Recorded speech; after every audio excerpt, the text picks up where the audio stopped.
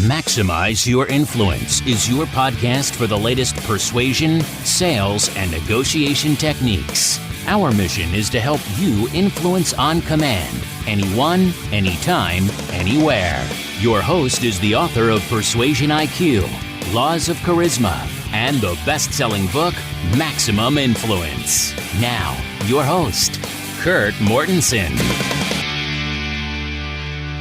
All right, sweetness, good to have you back. This is Maximize Your Influence. Kurt Mortensen here, podcast 475. As we continue on understanding those personalities, those styles. Today we're going to focus more on the C personality, the steadiness of the DISC style, the yellow in the color code, harmonious, relator, considerate, affable, whatever you want to call it. That's what we're going to be focusing on today. Remember your default settings. You tend to persuade and sell others how you like to be persuaded and sold, and that is wrong. We need to adapt to their style, their personality, their culture, their age, the way their brain's wired, and persuade people how they want to be persuaded, especially with your one-on-one. Group's a little bit different. You got to shoot down the middle a little bit more, but one-on-one you can adapt. Hopefully you're having a good week achieving your goals, becoming more persuasive, more influential, working on that mindset, that self-persuasion, that motivation. Because when I ask, have you ever had a day when you didn't feel like doing the things you know you need to do?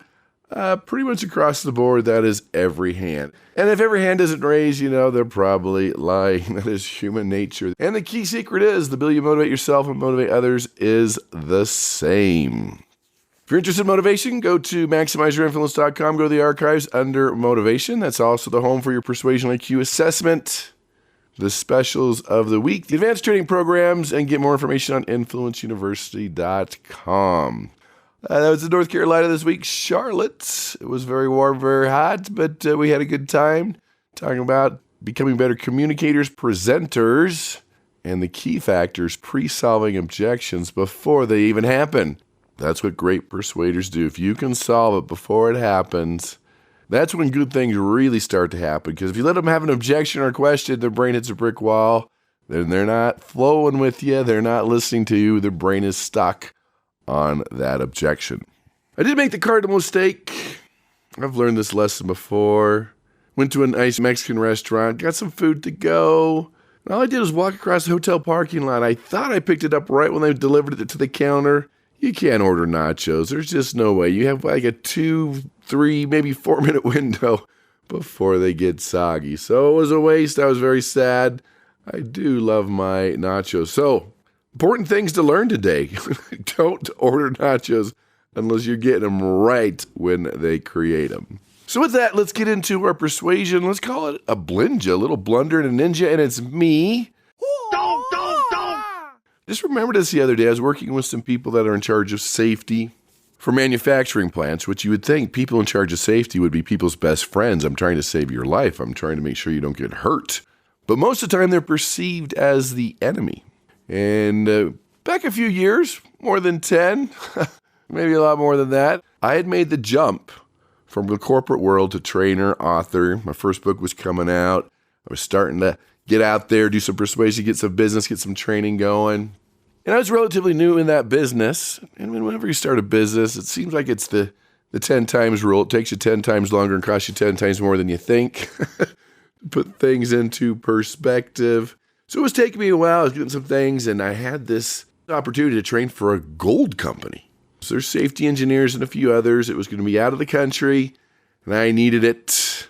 I wanted it. And when you're in that panic situation, which of course is one of those things in Persuasion IQ we talked about, when people can sense you have to close the deal, you have to seal the deal, you have to finish the negotiation today, that gives you minus 10 points, minus 20 yards, however you want to do it. People can sense that, and you don't get the terms you want.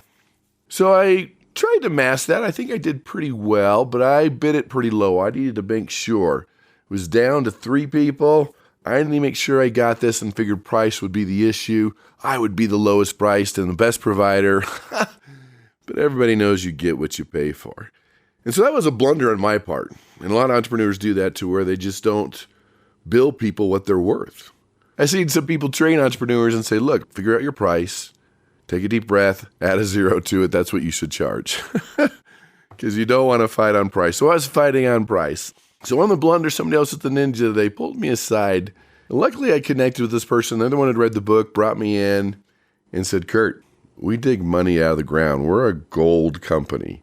If you want our business, you better double or even triple that number in your proposal. I'm like, wow, thank you for your honesty. And I did. And I got the deal, and it turned out really well. And so luckily someone was honest enough to do that. Now, most of the time, that's not going to happen. Most companies aren't going to say, hey, can we give you more money? Just doesn't happen. Luckily, I had an ally. I had a connection. I guess that's a ninja on my part, to have that ally, to have that connection, that they could be honest with me and say, look, if you want this, you need to charge more money. So rethink pricing. In fact, I did a 4-part series on pricing a while back. Check the archives out at maximizeyourinfluence.com, because it's not the price, it's you. Either your mindset or how you're delivering it. You need to quit focusing on that issue. Think about that, ponder that one as we get into our geeky scholarly article. So this comes from University of California at Berkeley, Pamela Tom, Dr. Brink, and the Journal of Psychological Science. Here's the title: The Unconscious Mind Can Detect a Liar Even When the Conscious Mind Fails. Of course, all these links are at maximizeyourinfluence.com. Hey, and you send me an article or an email, you get for free gold access to influenceuniversity.com. So really, can the unconscious mind detect a liar even when the conscious mind fails? We've talked a lot about that most influence involves a subconscious trigger. It's under the radar. It's the unconscious mind. So they go on to talk about when detecting deceit, your unconscious instincts may be more accurate than conscious thought when making judgment about others. And we see that in a lot of instances, that we just don't put a lot of faith into that because we can't explain it a lot of times. It just didn't feel right. We didn't trust them. We didn't pick it up. Oh, it's just us. It's just our mind. It's not really happening. I really shouldn't feel that way. And we discount those feelings. It was interesting when I was researching laws of charisma that many CEOs, upper management, use instinct more, that intuition, that urge, that impulse, that feeling. They don't talk about it. I mean, how do you define this woo-woo? But if you ask them about it, it is something there, and that's part of this process. So the authors of the paper found that conscious awareness may hinder our ability to detect whether someone is lying, perhaps because we tend to seek out behaviors that are supposedly stereotypical of liars. We've all heard it before, like the lack of eye contact, fidgeting, sweating. But a lot of times these behaviors really don't show you or tell you that someone's deceiving you. And they're also on the top of the list, the first ones that people are going to start to fix, right? The eyes are, I better not fidget. You could get a false positive from that. So the article continues. Our research was prompted by the puzzling, consistent finding that humans are very poor lie detectors, performing at only about 54% accuracy in traditional lie detection tasks. They said that's hardly better than chance. I mean, you get the same results if you're just guessing if the person was lying. And they go on to say, too, that it doesn't make sense, evolutionary sense, that humans evolved with little to no ability to accurately detect lies. So the study was this. They were watching videos of suspects in a mock crime interview. Some of the suspects in the videos had actually stolen a $100 bill from a bookshelf, and the others hadn't stolen anything. All the suspects were instructed to tell the interviewer they had not stolen the money. So one group was lying, one group was not. And the study showed that only 43% of the time were they able to detect the liars. And that was based on conscious cues. So then they spent some time looking at the participants, asking them questions, and trying to get them in touch with their unconscious instincts about the suspects, the people in this video. And when they were able to do that, they showed that the participants responded more quickly to deception-related words, untruthful, dishonest, deceitful, when they were thinking, under the radar, of the suspects that were actually lying. At the same time, they responded more quickly to truthful words, honest, valid, when the thinking of the suspects who are actually telling the truth.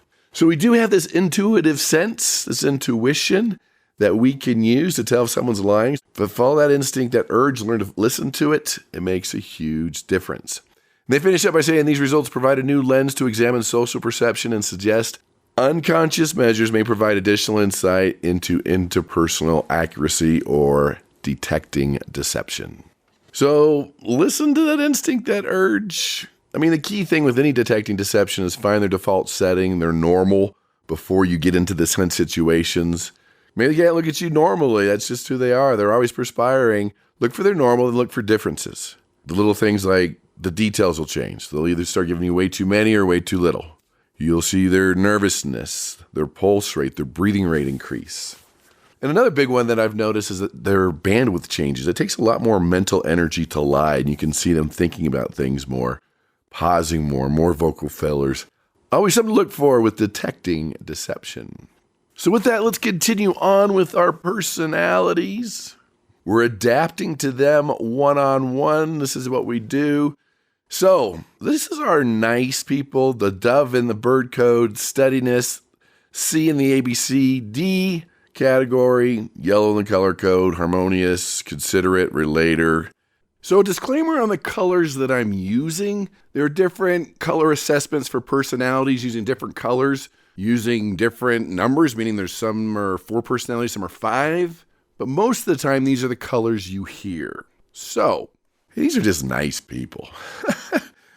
They're not going to rock the boat. They're very low pressure. You're going to walk in their office and see pictures of their family. You might get a hug.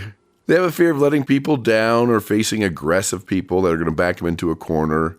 They care. They care about people. They have high emotional intelligence. They could really read into your tone. They're the ones that know that you're having a bad day when nobody else does. So they are relationship first, then the results. These are the people you're going to have to talk about the weekend, the cats, the dogs. That's just what they need. And if you're a more of a red, dominant type personality, you think it's a waste of time, but it's not. You're developing that relationship for future influence. They do dislike interpersonal conflict. They tend to run from conflict. They don't want to deal with the conflict. They don't want to rock the boat. They just want everyone to like them and move on. So they're also detail people. We've talked about before, they're either detail or visionary people. These are detail people. They'll work slowly on the project, get the details done. They do work cohesively with others. They are the glue to your team. They might work longer with your department, your team, your company. They do seek security, the same things. They have awesome, like I said, EQ, emotional intelligence, good counseling skills, great listeners. They're warm, they're sensitive, they're likable. They can see what people are feeling. These are the ones, like I said, can really read people. So let's review on that. The steadiness, considerate, yellow type personality, dove, C personality, whatever you want to call it. Relationship. They got to get to know you before they're going to open up and trust you and do business with you and be a valuable member of the team. They got to know you care. They need to know that you got their back when there is conflict, that you're going to be neutral, that you're going to attack the problem, not the person. And that's key in this situation. They'll run from interpersonal conflict. They might not speak up in the meetings when they should. They might not want to rock the boat or say something negative when they should. But man, they're glue on that team. They're very cohesive. They're easy to like. But they do want that security. They want to know that they're a valuable member of the team. You can use them for great counseling skills.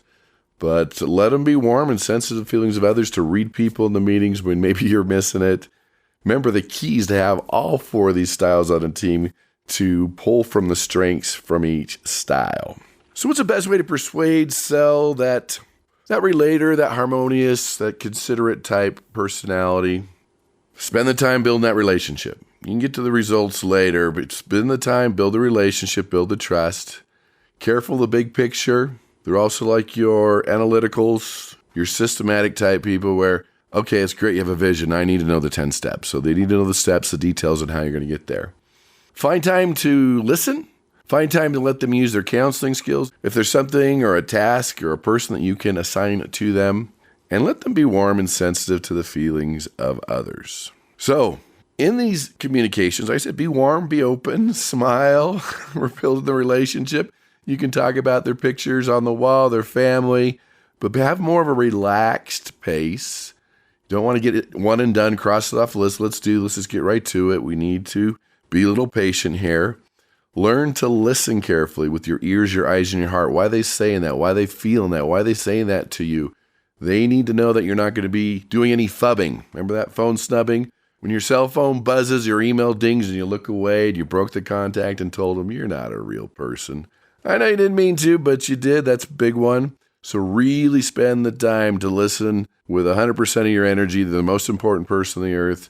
Watch your tone. They're going to pick up a little sarcasm, even if you maybe didn't even mean it. They're going to pick up on your tone, on your empathy. Is it real? Are you genuine? You're authentic. That is what they're looking for. And they need to know, like I said, that you've got their back, that you're supporting them, that you're going to take them across the finish line, that you're there, your door's open for anything they need. So offer that support any way you can or in multiple ways. They need that ongoing support and to know that you've got their back and they're a valuable member of the team. So always support their feelings. First thing you say is like, well, you shouldn't feel that way. No, I'd be angry too. You don't have to agree with it, but you can validate it that it's real. That's one of the worst things we do with our children. I'm depressed. Well, you shouldn't be. Well, like, I am.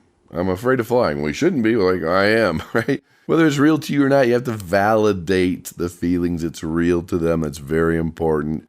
Remember with them that slow is fast. Build the relationship, and it'll pick up speed to get more and more, or else we should say quicker results. And give them time to trust you, because once you have that trust, they know that you have their back. That makes a big difference. And give them space. I'd say time and space. Meaning, don't call them on a meeting like you're the subject matter answer, speak up. Tell them before, look, I need to take 5 minutes on this Zoom call to talk about this and this. I need you to take 10 minutes. You're the subject matter expert. I need you to stand your ground a little bit more. You know more than anybody in this meeting about this product, service, or idea. Give them permission to stand up. Give them permission to speak. Give them some time and space to speak up in a meeting. Let them know that it's coming, whether it's face-to-face or Zoom. That can increase your chances to get them interactive, get them involved, and to influence them. And just like your analyticals, your white-type personalities, no surprises. Right? When you're a detail-type person, no surprises. Keep the deadline. That's all very important. Mention watching your tone and your eye contact. That's obviously very, very important.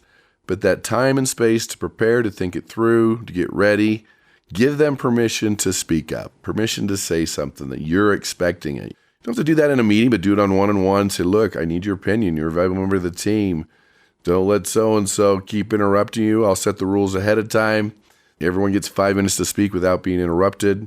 The biggest one for this category, though, is going to be conflict.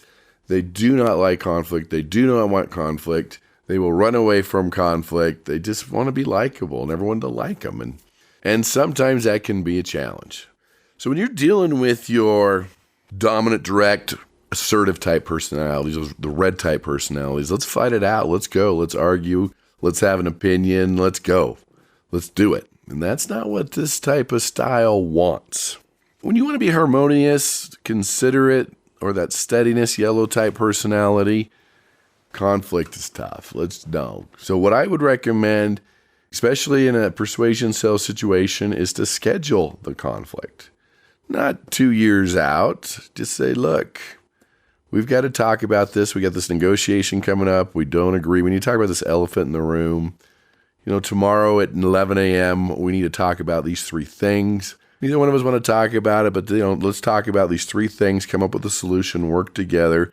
Want to make sure that our relationship's intact, catch that, and work through this. And do it in a very calm, empathetic, lots of eye contact manner. Take notes. That might be a good thing in a situation like this to show them that you're caring. A lot of eye contact. You've gotten rid of your laptop and cell phone if you can. And consider maybe having someone in the room that they really have connected with, they care for, they have a good relationship with. Maybe. It depends on the situation and what you are persuading on. So there you have it. One more style for the books. We'll do our final one next week. My voice held up pretty good. It was kind of shaky the other day. And then they got better, they got worse. They got better than worse. But I think I'm on the mend, so that is a good thing. Appreciate you being here. Tell your family, friends, and enemies about the podcast. We're on iTunes, Spotify, Google, iHeartRadio, YouTube, under Maximize Your Influence. The special this week is taking your presentation IQ. It's free. A few minutes. I'll take it. There's 10 questions. Helps you with my research. I'm going to give you the hour seminar and downloads on how to create the perfect persuasive presentation. Because anybody can present, but you're persuasive. Anybody can communicate something, but are you convincing people? How can you have charisma and command and get other people to want to do what you want them to do and like doing that? And besides that, your upward mobility and your speaking skills, there's a direct correlation. So check it out. Giving it out for free, presentationiq.com. These links will be found at maximizeyourinfluence.com. And again, my email, Kurt, K-U-R-T, at maximizeyourinfluence.com. Send me an email. Check out the links. Become more influential. Become a better leader. Become more trustworthy. Learn how to persuade and motivate yourself. Adapt your communication styles to people you meet. Learn to read them. Even if it's just the results relationship, learn to read people, adapt to them, and go out and persuade with power.